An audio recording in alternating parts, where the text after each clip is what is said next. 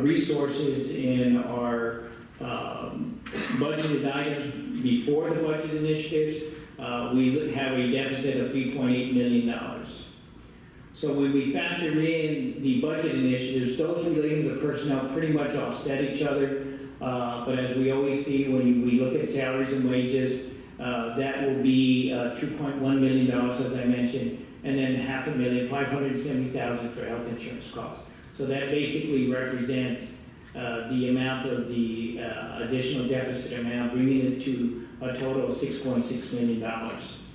Now, when we look at that, and again, as I mentioned earlier on our fund balance, the district still has a fund balance, a working fund balance of approximately $50.2 million. So even with continuing the board's financial due diligence of setting aside $25 million for 2.5 months of operation, after that's taken out, then we still have a fund balance available to absorb this deficit of 25.2. So when we look at how we're projecting to end the year at the end for 2018, is we will have a fund balance of 18.5. And again, this is before any type of funding that we see that may come out of the state.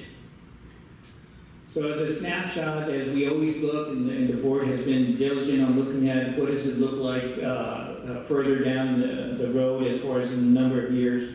As Mr. Mendoza pointed out, this is the first year of the biennium. So in 2017, 2018, and then 2018-19, we still have a fund balance to absorb that. The next biennium, which is going to be 2019, 2020 through 2021, the last year of the second biennium is where we're going to start tapping into that $25 million. Again, keep in mind these are projections. It's based on using current funding formulas.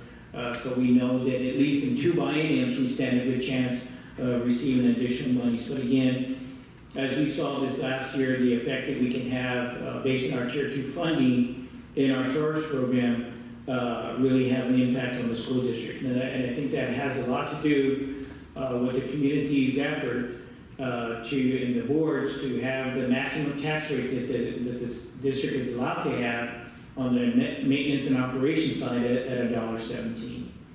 So on this next slide, that's what we look at as our tax rate. So what the board did back on June 6th was approve the tax rate. Officially, the tax rate is adopted in August after the district receives the certified values. One of the other items that the board did was to continue managing its debt service, which is what they call the interest and sinking. And so the board approved to maintain the tax rate at 0.3588. Based on calculations, the tax rate, by maintaining that amount, we're able to achieve some savings by paying off some bonds early by about $92,000. But also as important is that we maintain the bonding capacity for any future bond issues, because again, the state will fund the district based on its tax effort. And so by maintaining this tax rate for the interest and sinking, that will benefit the district. So Mr. Chairman, members of the board, where we're at this evening is, again, we're presenting the official budget for adoption this evening. We're conducting our budget hearing. On July 25th, as I mentioned earlier, we get the certified appraisal roll. And then in the August meeting is when we bring it to the board for the official adoption of the tax rate. With that last item, sir, that concludes the budget presentation. All right, I'm happy to answer your questions. I guess, just in fairness of our policy, at this moment, I'd like to ask anyone from the audience if they're willing to or wanting to speak on the proposed budget to please come forward and share your thoughts with us, please. All right, I think then we can open up for questions from. We can go ahead, Mr. Tovar, just open up questions for the board. All right, anyone have any specific questions?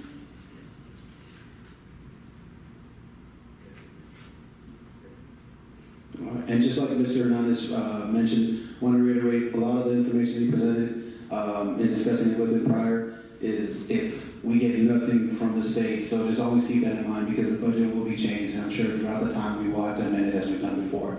So just be conscious of that, okay, guys? But everyone else is good to go, so do we have a motion? Mr. Chair, Yes, ma'am. I'd like to make a motion to approve the proposed budget for the 2017-18 fiscal year, as presented by Mr. Hernandez. Okay, we have a motion on the floor. Would anybody like a second? I'll second. Okay, we'll go ahead, Mr. Hernandez. We have a motion on the floor by Ms. Carrillo to approve as presented by Mr. Hernandez, the budget, and we have a second by Mr. Hernandez. Can we go ahead and call for the vote? All those in favor? All those against? All right, motion carries. Thank you.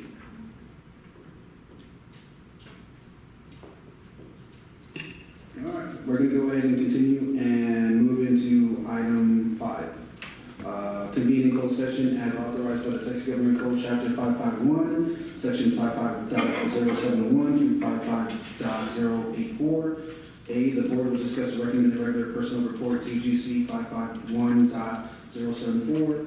B, the board will discuss the superintendent's recommendation for the appointment of a principal at the Adams Elementary School, and subject to future reassignment by the superintendent, TGC 55.074. C, the board will discuss the superintendent's recommendation for the appointment of a principal at Schultz Elementary School, and subject to future reassignment by the superintendent, TGC 551.074.